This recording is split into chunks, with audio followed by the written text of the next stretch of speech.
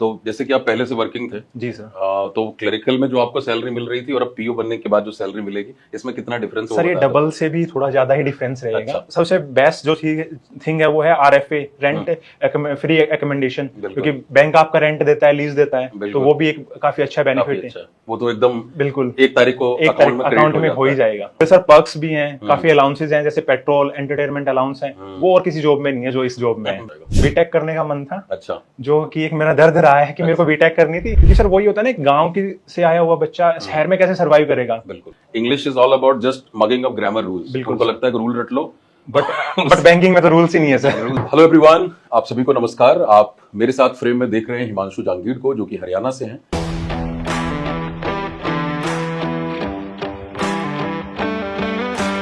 और इन्होंने IBPS PO और आईबीपीएस क्लर्क जो है वो क्लियर किया है और फाइनली सिलेक्टेड है।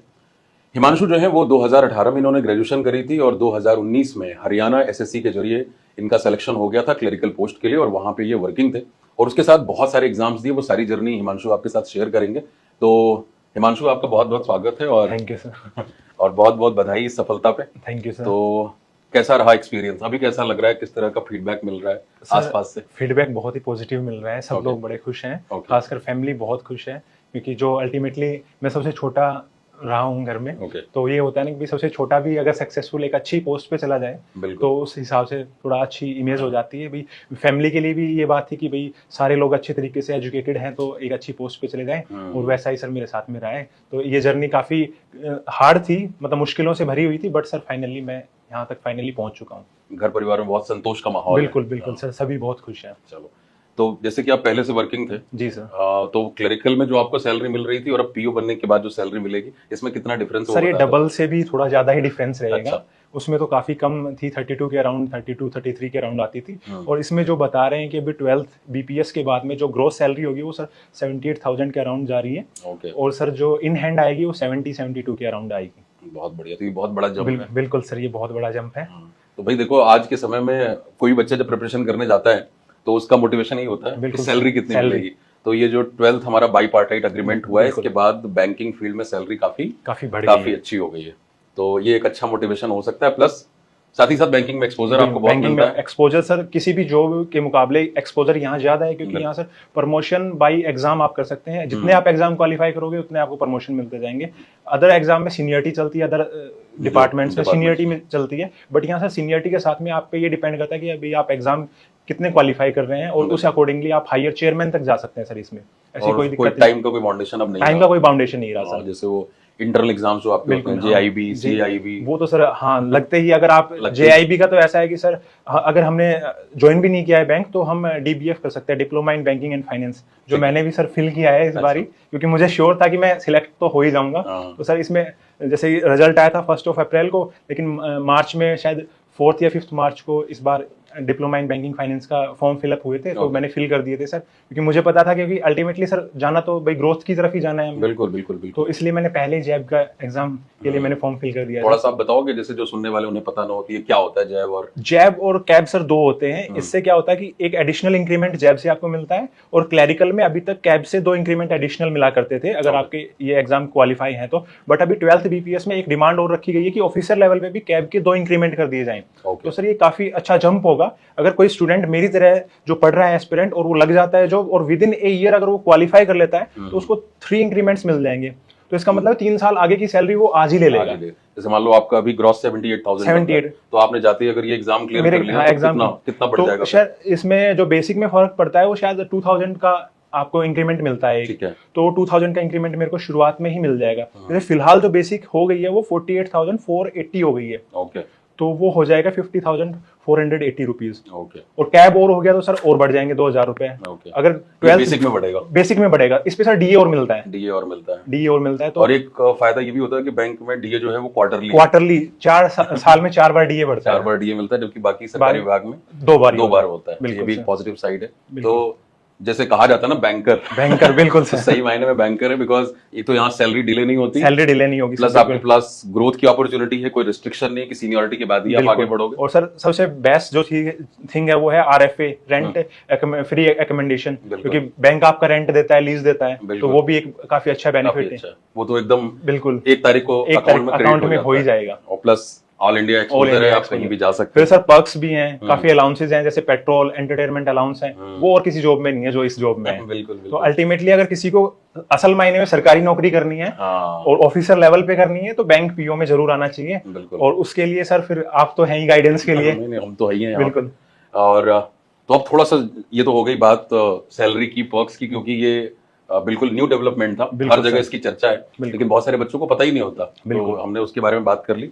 और एसबीआई पीओ का बेसिक कितना हो गया अभी? एसबीआई पीओ का सर इसमें क्या होता है कि 4 एडवांस इंक्रीमेंट मिलते हैं उनको। ठीक है। तो 48 में अगर हम 56,480 रुपीज अप्रोक्सीमेटली, जो कि एक शुरुआत में जो आईएएस लगता है बंदा उसकी बेसिक पे कम होती है, उसकी होती है 56,100 रुपीज। ओके। और जो एसबीआई पीओ की बेसिक है वो उससे ज्यादा जा रही है फिलहाल, जो आज के टाइम पे जो बिल्कुल बात। बिल्कुल बिल्कुल। तो देश का सबसे बड़ा बैंक है वो, सबसे बड़ा बैंक है सर, बिल्कुल और सही मायने में आपको पैसे दे रहा है वो। पैसे दे तो रहे हैं। अब जो पुराना एक दर्द था ना कि बैंक में काम ज्यादा है बट उस हिसाब से पैसे नहीं है, वो दर्द अब दूर हो गया है। हाँ। और हो सकता है कि छुट्टी में भी जो अभी 2 सैटरडे वर्किंग है वो भी आने वाले वो दिनों बिल्कुल में 5 डे वर्किंग। 5 डे वर्किंग की बात हो। वैसे 2 सैटरडे तो आप वैसे मिलता ही मिलता है। बिल्कुल बिल्कुल।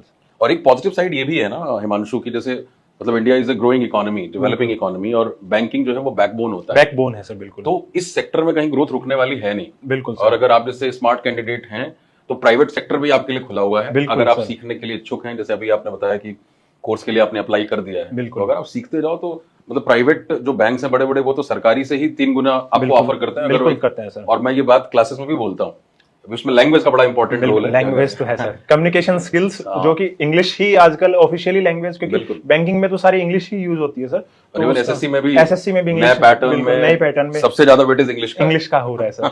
तो उसके और वाकई में सर इंग्लिश के बिना है भी नहीं, क्योंकि जो कम्युनिकेशन है कहीं ना कहीं आके बंदा लैक करता है अगर वो इंग्लिश बैकग्राउंड से नहीं है। बट अगर उसने सीखी भी है तो भी काम चल जाता है, बट अगर कोई सीखना ही नहीं चाहता तो सर फिर उसके लिए आने वाला टाइम और मुश्किल होने वाला है। मुश्किल हो जाएगा, because it's a basic thing. Basic thing sir. Wherever you are working, you have to work with the people only, and if you are not good at communication, आप अपनी बात कह नहीं पा रहे, चाहे बोलने में, लिखने में, बिल्कुल सर। तो फिर वहां दिक्कत होती है। तो ये तो हो गई जनरल बात। अब शुरू करते हैं आपकी जर्नी से। तो स्कूलिंग कॉलेज में कैसे रहे पढ़ने में? स्कूलिंग में सर मैं अच्छा रहा। कॉलेज में आते आते सर मेरा बीटेक करने का मन था, अच्छा। जो कि एक मेरा दर्द रहा है कि मेरे को बीटेक करनी थी। Okay. बट मेरा मतलब मैंने उस टाइम पे आईआईटी जो जेई मेन और एडवांस दिए थे, तो मेरा मेन हो गया था, एडवांस नहीं हुआ था। Okay. तो मैंने घर पे कहा कि भी मेरे को बीटेक ही करनी है। तो उन्होंने मना कर दिया, क्योंकि बड़ा भाई बीटेक कर चुका था उस टाइम पे, मतलब कर रहा था, फाइनल ईयर में था शायद। तो उन्होंने कहा नहीं, बीटेक तो नहीं करनी, बाकी कुछ भी कर लो, Okay. कोई इश्यू नहीं है। तो फिर मैंने बीसीए किया सर। तो उस टाइम पे बस इतना था कि ठीक है कॉलेज जा रहे हैं, आ रहे हैं। बट लास्ट टाइम पे जब मैं सेकंड ईयर में हुआ तो उस टाइम पे मुझे ये फील हुआ, किसी दोस्त ने कहा कि यार चलो गवर्नमेंट एग्जाम्स में ट्राई क्यों नहीं करते, क्योंकि गवर्नमेंट एग्जाम्स, क्योंकि एक होता है ना कि बंदे के लिए एक फेयर बिल्कुल। बैटल जो मिल जाए आपको, फेयर प्ले वाली ग्राउंड हो जाती है कि भाई अगर आप काबिल हो, एग्जाम क्लियर कर रहे हो, तो आपको अपॉर्चुनिटीज मिल जाएंगी। क्योंकि सर वही होता है ना, एक गांव की से आया हुआ बच्चा शहर में कैसे सर्वाइव करेगा। बिल्कुल। क्योंकि यहाँ तो फिर उस हिसाब से लोग हैं। प्राइवेट सेक्टर में जाएंगे तो वहां भी आजकल क्वालिटी चाहिए, बिल्कुल हर जगह क्वालिटी वाला मैटर है। तो फिर उस टाइम पे ये देखा कि चलो क्या किया जाए, तो गवर्नमेंट सेक्टर वैसे बेस्ट रहा है, तो बोले गवर्नमेंट सेक्टर में जाओ। तो 2018 में मैंने सर प्रिपरेशन स्टार्ट करी अपने एसएससी के लिए, सीजीएल के लिए। और उस टाइम पे सर मैं कैरियरविल में, मैं दिल्ली भी आया था। अच्छा। 1 महीने रुका था, फिर फैमिली कंडीशंस की मुझे वापस जाना पड़ा। उस टाइम पे सर मैंने राकेश यादव सर का बैच लिया था, तब मैं कैरियरविल से जुड़ा था। और उसके मेरे जाने के बाद में कैरियरविल ऐप आई थी। ओके। उस टाइम पे प्रूडेंस कोचिंग सेंटर हुआ करता, बिल्कुल बिल्कुल बिल्कुल, जो आज भी है। तो प्रूडेंस से मेरी शुरुआत हुई थी। फिर मेरे को पता चला कि ये राकेश सर का ही है कैरियरविल भी, उन्होंने उनकी इनिशिएटिव है। तो फिर उस टाइम पे फिर आपने भी उसमें बैंकिंग में आए, सारे बैच लॉन्च करे आपने। पहला बैच मेरा ही आया हाँ, था। आपका ही आया था। और आप भी इंडस्ट्री में नहीं आए थे, क्योंकि आप पहले कैट वगैरह के लिए थे। तो लोग ये सोचते थे कि सर तो बड़े हाई फाई लेवल का पढ़ा रहे हैं, बट डिमांड जो थी वो आपने पहले ही देख ली थी कि भाई आने वाले टाइम पे एग्जाम इतने ऊंचे लेवल पे जाने वाला है। तो आपने वहीं से शुरुआत करी थी। और सर मुझे यकीन है कि जिन भी लोगों ने उस बैच में शुरुआती में एडमिशन ली, तो उनको उसी टाइम पे सक्सेस मिली थी। बिल्कुल। और सबका स्ट्रगल सर रहता है। बाकी ये है कि अगर आपकी मेहनत अच्छी रही है, जेन्युइन रही है, तो एट द एंड आपको सर बिल्कुल जॉब मिल ही जाती है। और इसमें कोई रिग्रेट वाली बात नहीं होती है। अगर नहीं भी मिलती, हो सकता है जैसे मेरी जो किस्मत थी वो एसएससी में मेरी काम ही नहीं करी। एक टाइम आया कि मैं सोच रहा था पता नहीं, दो मैंने एसएससी के सीजीएल के मेंस दे दिए, बट फाइनल सिलेक्शन नहीं हो रहा है। तो फिर मैंने अब क्या किया जाए। तो फिर मैंने देखा तो कि बैंकिंग भी एक सेक्टर है। एक दोस्त ने रिकमेंड करा कि बैंकिंग में क्यों नहीं ट्राई करते हैं। तो मैंने कहा चलो बैंकिंग में करते हैं। इंग्लिश मैंने पढ़ी हुई थी, वो बोला इंग्लिश तो, बोले 2 ही सब्जेक्ट है, इंग्लिश और क्वांट, जो मेन जिनसे लोग भागते हैं बैंकिंग में, बाकी हो जाता है, मतलब बैंकिंग में इनसे ही भागते हैं। तो मैंने सोचा इंग्लिश तो मेरा पॉजिटिव साइड है, तो क्यों ना क्वांट को थोड़ा सा लिया जाए, क्योंकि थोड़ा एक्स्ट्रा इसमें एक दो चीजें अलग होती हैं एसएससी से, बट लिमिटेड होती हैं। इसमें बैंकिंग में सबसे बेनिफिट ये है कि एसएससी में कोई भी लिमिटेड चीज नहीं है कि यहीं से आएगा, बट बैंकिंग में लिमिटेड है कि यहीं से आएगा, आपको उसी में मास्टरी करनी होती है। तो उसके बाद में मैंने उसकी तैयारी करी और फाइनली सर मेरा सिलेक्शन हो ही गया। ओके। तो वैसे आपने अपने जहाँ के आप रहने वाले हैं वहाँ ऑफलाइन भी कोचिंग करी थी, क्योंकि जी। बच्चा जनरली जब हाँ, शुरू करता है- शुरुआती दौर में मैंने वहाँ ऑफलाइन कोचिंग करी। तो उनका ये था कि देखो जो भी है दूर दराज में जितने भी कोचिंग सेंटर्स हैं, वहाँ सर वो अगर अच्छे लोग हैं तो वो बता देते हैं कि भाई हमारे बस की बात नहीं है, एक लेवल तक ही पढ़ा सकते हैं। बिल्कुल। क्योंकि हरियाणा में तो सर ऐसा माहौल रहा है ना कि लोग डिफेंस की तरफ ज्यादा गए हैं, बिल्कुल। और उसमें भी सर जीडी तक ही रहते हैं, भाई ऑफिसर लेवल ऑफिसर लेवल पे में नहीं है ही नहीं सर। वहाँ सब लोग जीडी में जा रहे हैं, क्योंकि बेसिक नीड ये है कि भाई उनको अपनी अर्निंग चाहिए, सोर्स ऑफ अर्निंग ये होता है कि भाई ऑफिसर में कैसे भी एक नौकरी मिल हाँ जाए। एक नौकरी मिल जाए शुरुआती दौर में, और फिर लोग वहीं अटक के रह जाते हैं, क्योंकि सर वो उसको छोड़ नहीं पाते हैं। और फिर तैयारी का, क्योंकि अगर डिफेंस में चला गया तो तैयारी तो भूल ही जाओ आप, किसी चीज जॉब ही इतनी जॉब भी 24/7 जॉब है, बिल्कुल। 24/7 जॉब है, बिल्कुल। तो मैंने वहाँ ऑफलाइन कोचिंग में पूछा कि भाई बैंकिंग का या एसएससी सीजीएल का क्या है, तो उन्होंने बोला कि भाई देखो हम ये बता सकते हैं कि आपको गाइड कर सकते हैं हम कि यहाँ से कर लो, क्योंकि जो हमारा लेवल है वो एक लिमिटेड लेवल है, उससे ऊपर हम जा भी नहीं सकते, क्योंकि स्टूडेंट्स ही ऐसे हैं, अगर हाई लेवल का पढ़ाएंगे तो कहेंगे वो आएंगे नहीं कोचिंग में, बिल्कुल। ये तो पता नहीं क्या पढ़ा रहे हैं। तो फिर उन्होंने रिकमेंड करा कि भाई जैसे ऑनलाइन आप मॉक टेस्ट लीजिए, और कैरियर विल ऐप भी शायद उस टाइम पे आ चुकी थी, बट मैं पहले से जुड़ चुका था। तो लेकिन लोगों को वो यही बोलते थे कि भाई काफी एप्स हैं, आप उन पे जाइए। और इंडस्ट्री में पहला जो ऐप आया था वो शायद कैरियर विल ने ही लॉन्च करा था, जितना मुझे याद है। बिल्कुल, हमने अक्टूबर 2018 में शुरू किया बिल्कुल था। अक्टूबर 2018 ज्यादातर ऐप जो है वो कोविड के बाद में आए थे। और बट मैंने ये कोचिंग वाले जो आप चर्चा कर रहे हो ना जी। ये अभी एक स्टूडेंट और अंबाला से वो एसबीआई पीओ सेलेक्ट हुई जी। है, उसका भी सेम कहना था। और ये कम से कम कोचिंग वालों के पार्ट पे अच्छी बात है। बिल्कुल कि वो बता रहे हैं, उन्होंने सीधा गाइड किया कि देखो हमने लिख तो दिया यहाँ पे बट ये हो नहीं पाएगा। रेलवे बैंकिंग, बट बैंकिंग का लेवल अलग है, और इसीलिए जो स्टूडेंट्स को भी ना कई बार मतलब उसको आइडिया ही नहीं होता। बिल्कुल हम वो पढ़ा रहे जो पेपर में आ रहा है, पेपर में, लेकिन क्योंकि उसने अब कभी उस लेवल पे पढ़ाई नहीं, उसको लगता हमारी कोचिंग में तो ऐसे पढ़ाया था, ये क्या पढ़ा रहे हैं। हाँ। तो वो पढ़ाने वाला पढ़ाई है, ये सिलेक्शन वाली पढ़ाई है बिल्कुल जो पेपर में चाहिए। चलो बहुत अच्छा रहा।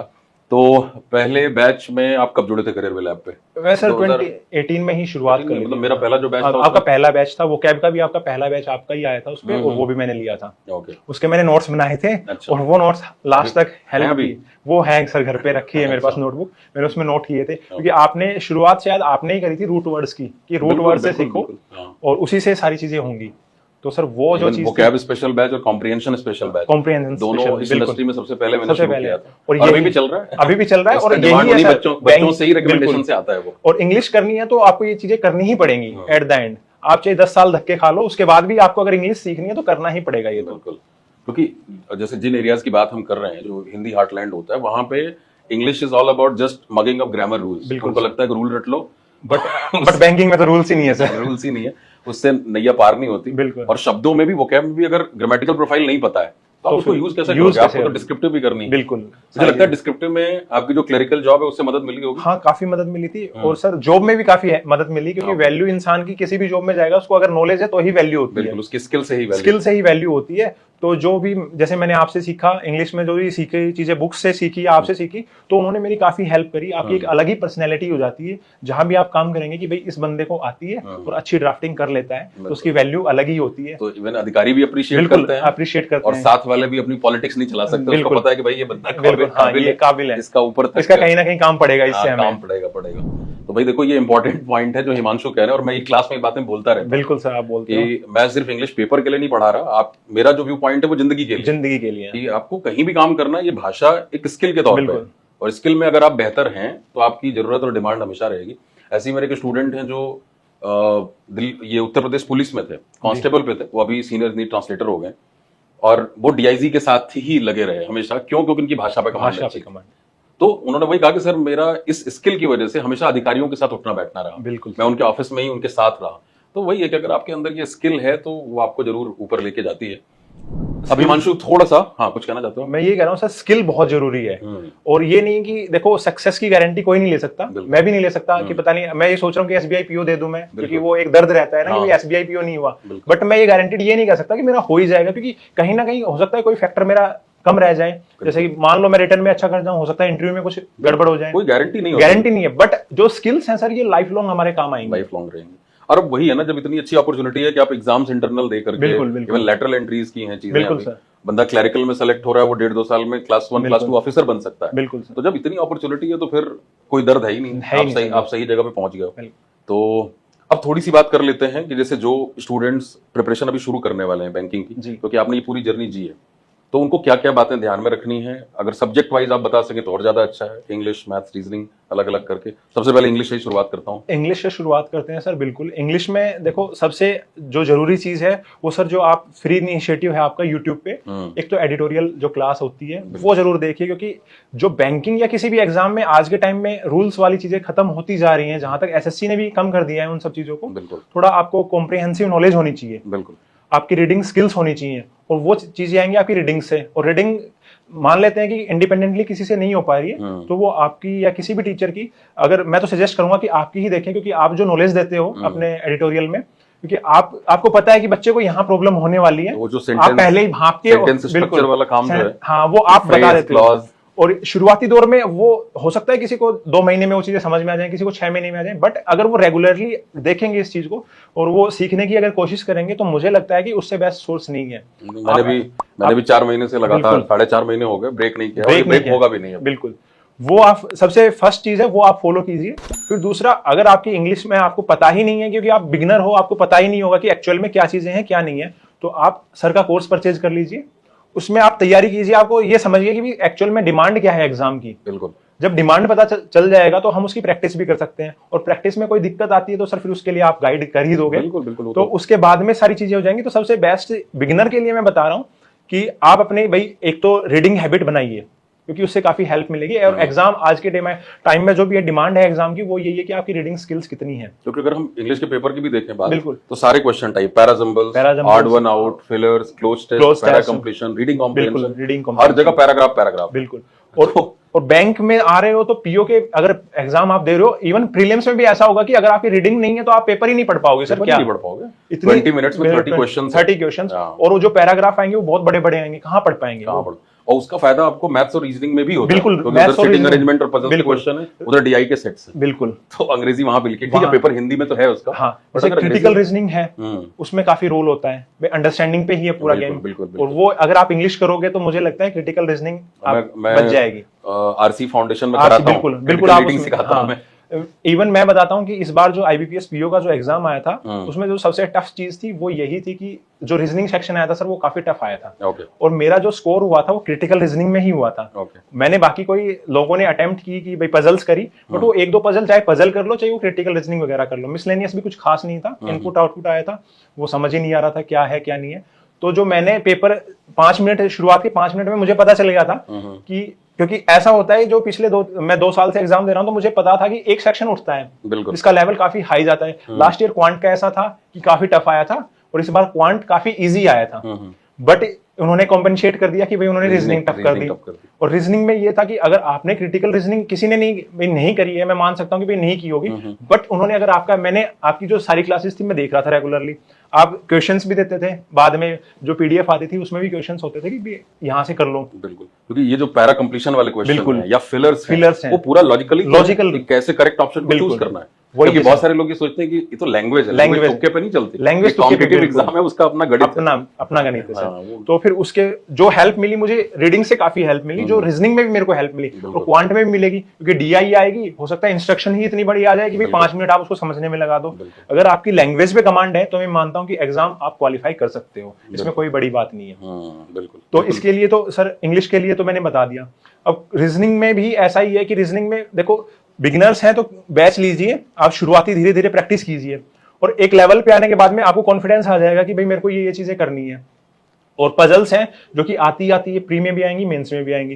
तो मैंने जो किया था, मैंने ये किया था, मेरे को 5 पजल करनी है पर डे की। ये बहुत इंपॉर्टेंट है, मतलब मैंने अपना डेली प्रैक्टिस पॉइंट। हाँ, मैंने डेली प्रैक्टिस मैंने छांट लिया था कि मेरे को एक पैराग्राफ करना है, रीडिंग कॉम्प्रिहेंशन करना है। इंग्लिश के लिए मैंने छांट लिया कि मेरे को भाई सिनोनिम एंटोनिम्स करने हैं, वो किससे करूंगा, वो जो पैराग्राफ है कर रहा हूँ। हाँ, कॉन्टेक्चुअल अंडरस्टैंडिंग। किसी भी क्लास में गया, जैसे मैंने आपकी यूट्यूब क्लास देखी, तो उसमें आप क्वेश्चंस देते हो, भाई क्लास खत्म हुई, पीडीएफ डाउनलोड कर ली, आपके टेलीग्राम चैनल पे सब आ जाता है, वहां से डाउनलोड करी और मैंने उसकी प्रैक्टिस कर ली।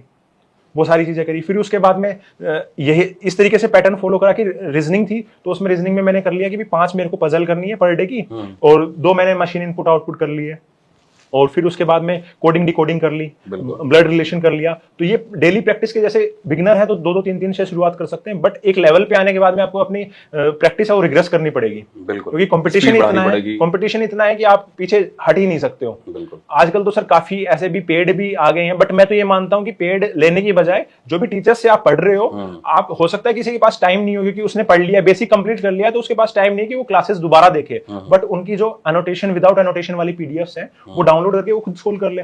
भाई 1 घंटा क्लास में गया है तो आप 20 मिनट में उसको सोल्व करने की कोशिश करो, एग्जाम अपने आप क्वालिफाई होगा।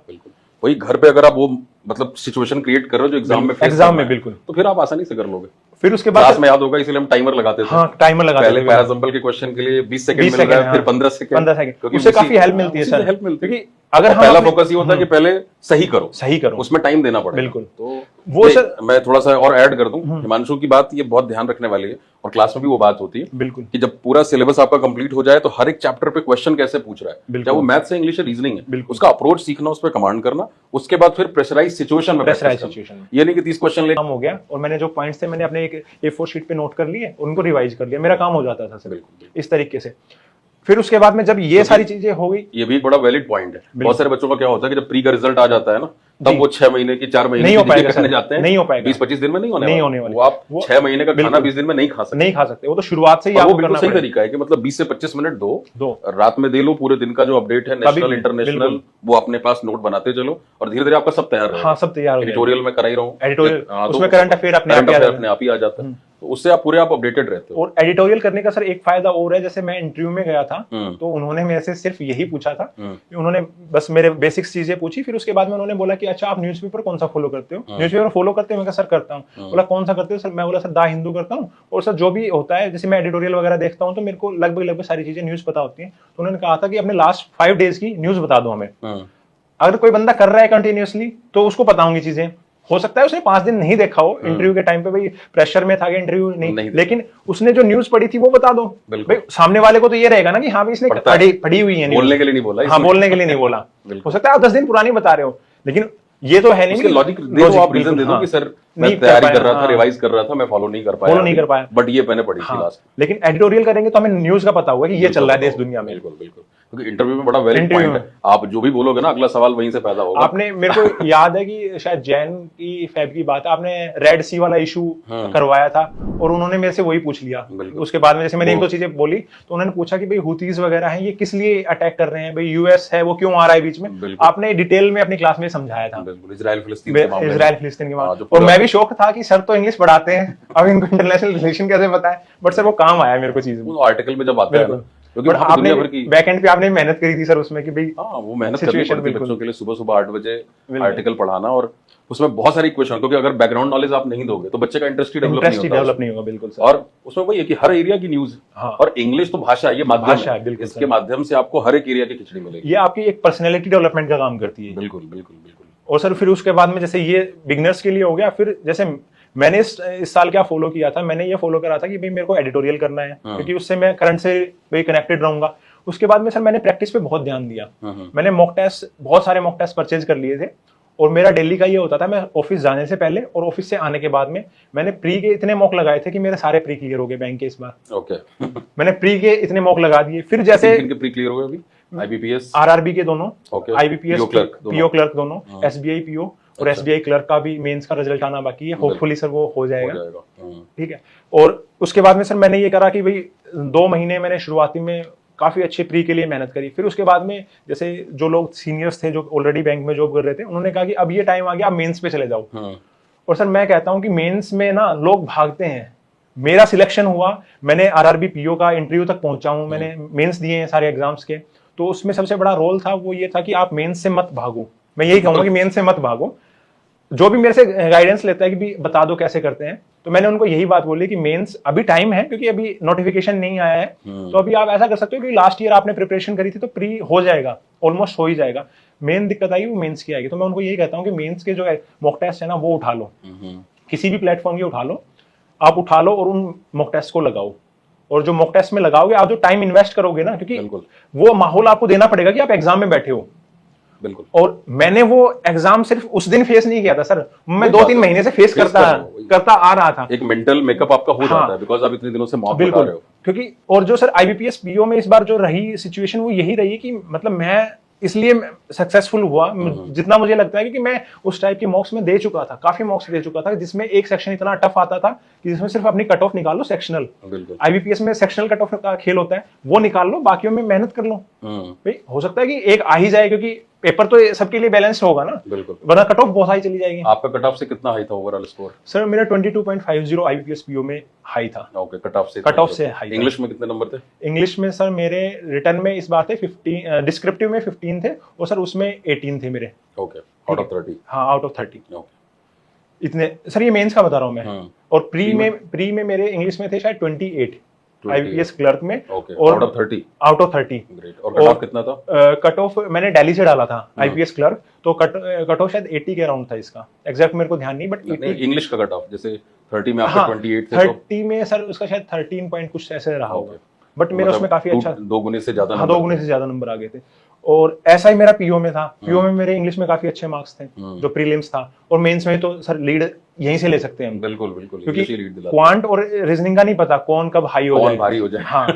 बट हाँ, इंग्लिश में ये है कि अगर आपने प्रैक्टिस करी है तो कैसा भी पेपर आओ, लैंग्वेज है, अगर आपको अंडरस्टैंडिंग है तो आप कर जाओगे। खेल जाओगे और वो कैब भी आप एडिटोरियल करवाते हो, तो वो कैब में जो आप रूट वर्ड्स करवाते हो, क्योंकि वही वर्ड्स आने हैं, बिल्कुल वही जो- घूम फिर के वही आते हैं। जो बर्निंग इश्यूज हैं मेन वही आ जाते हैं कई बातों। इवन द हिंदू में भी देखोगे कि अगर आप शायद 1 महीने कर लिए ना, रिपीट होंगे, रिपीट रिपीट होते हैं सर। मैं तो इसीलिए आजकल नए शब्द कराता हूँ, रिपीट क्योंकि मैं होते भी हैं। बोर हो जाता हूँ। बिल्कुल। तो बच्चों को कम से कम आजकल क्या चल रहा है पिछले करीब 2 हफ्तों से, कि 4-5 नए वर्ड दे दो। हाँ। उसके जो रूट वर्ड्स वर्ड हैं, उनके साथ जो और कहानी है वो जोड़ के देता हूँ मैं, कि भाई पता नहीं कौन से वर्ड से कहाँ फायदा होगा। बिल्कुल सर।